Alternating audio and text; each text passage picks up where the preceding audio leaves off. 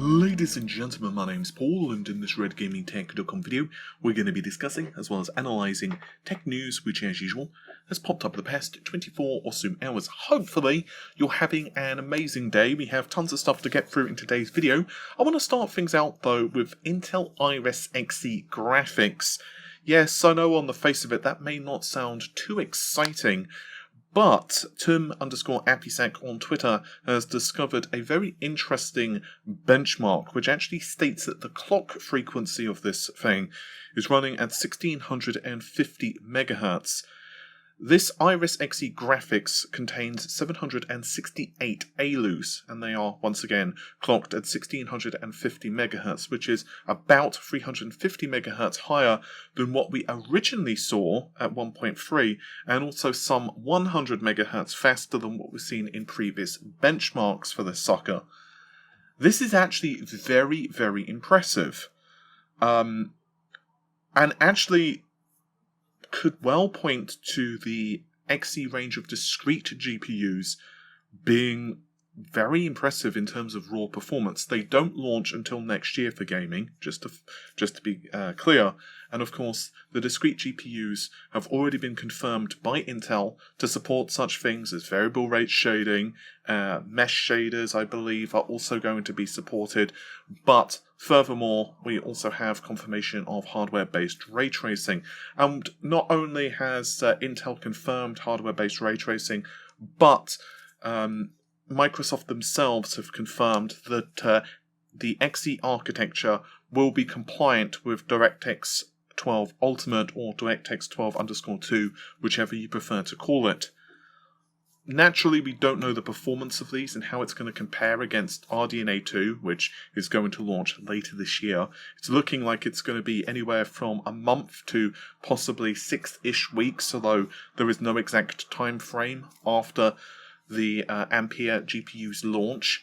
But I'm happy that Intel are going to be putting out offerings, even if they're not the fastest solutions, and once again, I say that without knowledge of how fast the solutions will end up being. Even if they are reasonably priced, which, well, it's Intel, so whether that's going to be the case or not, I'm just going to be happy to have additional competition in the marketplace, to be really honest with you. More competition is always a good thing, and it's one reason I am kind of sad that RDNA 2 is not going to launch until after Ampere, because obviously if they did launch roughly in the same time frame, maybe it would help to reduce the price of Ampere, or also it may mean that Nvidia were a little more aggressive putting out SKUs, but we'll talk about that more in just a moment as we have tons of RTX 30 news. And now we're going to shift to some PlayStation 5 stuff. This is not that much information, but I did want to throw it in here because there have been a couple of very interesting updates to the PS5. You may recall that yesterday I covered the fact that there's likely a new PlayStation conference upcoming soon. The rumour is it's going to be the 9th of September, which makes sense for a plethora of reasons, not least of which because we did hear it's going to be late August, early September, but given the fact that the 25th anniversary of the PlayStation 1 launching in the United States is once again the 9th of September, I think we can all agree that it makes a very logical date for Sony to hold a conference. Well, there were several YouTube channels which, from Sony officially, which had actually received privated videos in a playlist, but these have since been updated with more official accounts from Sony, which once again have had private videos implemented. Now, of course, we don't know what that could be. For all we know, it could be a video advertising, I don't know, like a cuddly toy or something like that from Sony. We don't know that it is from PlayStation, but there are so many other movements and hints at this point that it is something to do with a PlayStation reveal, and honestly, we're kind of running out of time for it as well. I think it's not certain, but I think it's quite likely at this point that it will be a PlayStation event in early September, and hopefully within the next few days Sony will officially confirm this. I mean, this next month or so is going to be absolutely rammed. Not only are we having Of course, Nvidia's announcement in the next day or so. We've got Intel's own announcements for its upcoming CPUs, which of course is the 11th generation for mobile. We've naturally got the consoles as well, tons of games as well. It's crazy. Since we are discussing the PlayStation 5 conference, I'd also like to spend one moment to quickly go over a 4chan thread. First of all, it's 4chan, which immediately always brings up a lot of doubt, and you can read the contents of the conference, supposedly, which is going to be taking place on the 9th of September. We will apparently be getting a full PlayStation 5 reveal, including hardware, features, UI, launch date, and price. I mean, I think there has to be something like that coming up soon. So I think, logically, you could make that assumption. I think they can't have another reveal which only has games. I think they need to do some kind of reveal. Now, whether this is a deep dive, a full teardown, or what, I don't know. But personally, I think it's logical that this will happen. Whether it will, I don't know, but logically, I think it's about bloody time. PlayStation Now is apparently coming to more countries with a new marketing approach. There's gameplay of 10-party launched games. There's going to be Spider-Man, Ratchet & Clank, GT7, Demon's Souls, Godfall, and Returnal. All of these are coming on console launch. There's a couple of problems I have with that, not least of which that Ratchet & Clank was said to be launch window by the companies involved. It's not launch day. So that kind of makes me a bit suspicious. Call of Duty, Cold War, a multiplayer reveal. There's going to be new trailers of Horizon 2, and there's also going to be games already announced in the June event. We're going to see more gameplay of them. I can understand that. There's apparently a big horror game coming exclusively for the PlayStation 5 from Japan Studios. Place your bets down in the comments what that could be.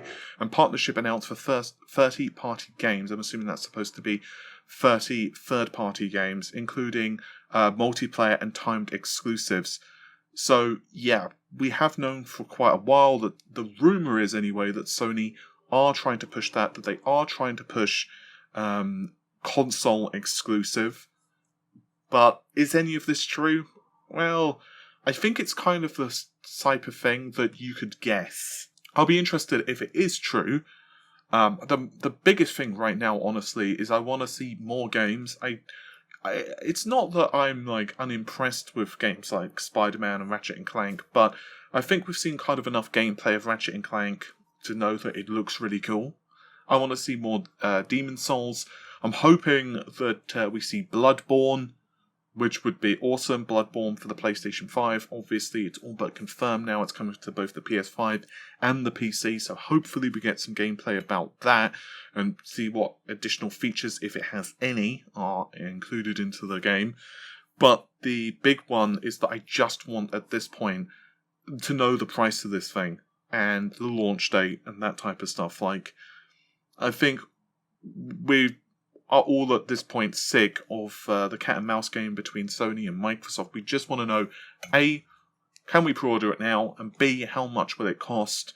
And C, what games will be available on launch? And I think if one of these companies could answer that, pretty soon, that would just be spiffy. And now we're going to move over to performance results of the 3090. These are supposedly official results of the 3090 against the 2080 Ti. We'll look at them closely in just a moment, but I want to say that I'm somewhat skeptical that these are legitimate.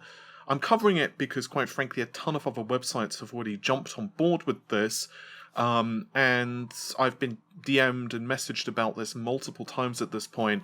So I did want to put it out there, but I wanted to caution you that there are some things that are kind of weird about these. Hannibal Meme Expert on Discuss actually does a pretty good job of pointing out some of the artifacts.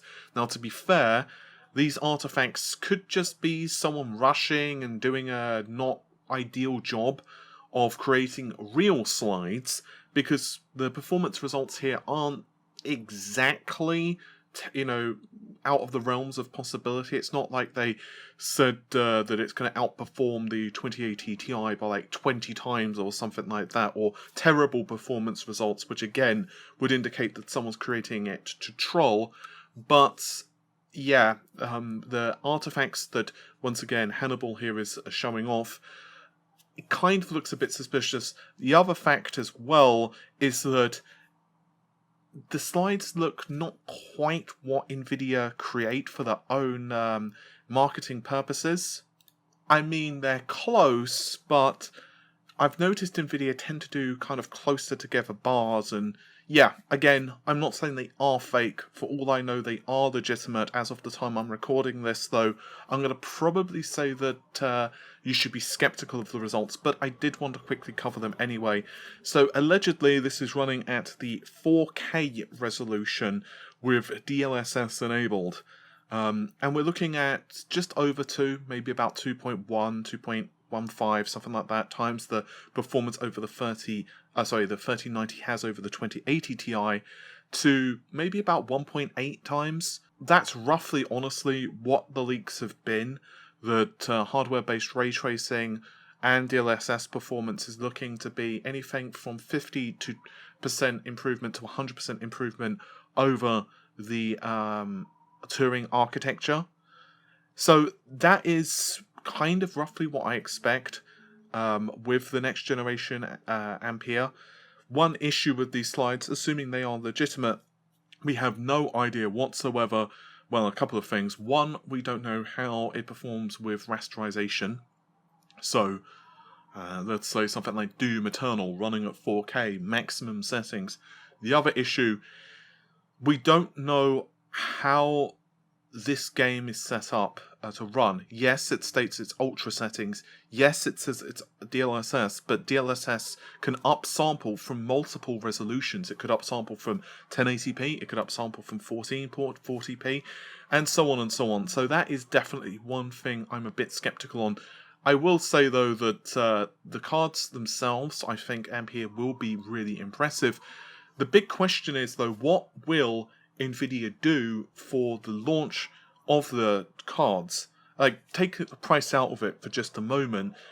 If I were Nvidia, I would probably launch the 3090 and 3080, hold back the 3070 and 60, and then in like a month time, when AMD starts to get ready to show off RDNA 2, I would start to kick up the rumor mill again, start to kind of maybe put a few accidental leaks out there for the 3070 or 60 results, and then I would obviously wait for AMD to just about be poised to launch their cards, and then of course launch the subsequent GPUs. I have a feeling that they will be also further cards in the stack. There's probably going to be like a 3070 Ti, there's probably going to be like a 3080 Ti as well. Yeah, I think Nvidia are really good at hyping the products up. And that is not me knocking Nvidia. I mean, AMD do it as well with the Ryzen stuff. I'm pretty sure that we can agree that all three companies, sometimes there's like a leak that happens and you're like, that seems awfully well timed. There'll be like an official piece of information or some leak that happens when there's like good piece of Intel news. Suddenly there'll be like a Zen 3 leak or something like that. It's just kind of how the industry works, and I find it kind of amusing.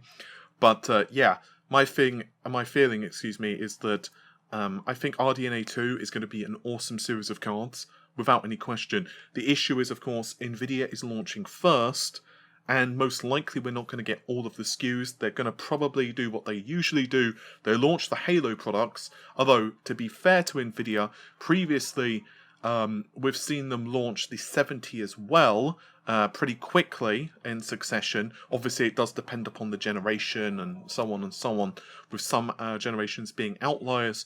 So it's going to be interesting to see how all of this comes together. I'm very, very hopeful that the $1,400 price is the top end. I'm really hoping it's not more expensive for the cards. If so, it would probably mean that the 3090 really is the Titan, and therefore in the eyes of most gamers, there's not like a high-end SKU. You either cough up a lot of money, like let's say $2,000 for an equivalent Titan, and then if you want to not get the 3080, which is still going to be an insanely fast card, you may have to wait.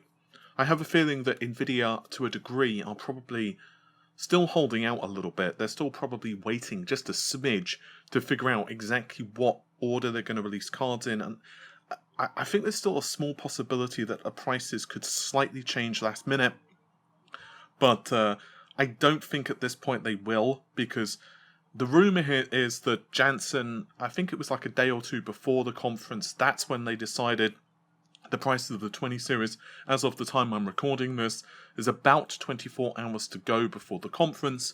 Quite frankly, I'm just hyped and excited. But I also want to double down on the specs of the 30 series as yet. Basically, more confirmation of the 3090 and 3080 specs has popped up onto the internets. Credit again to videocards.com for this discovery.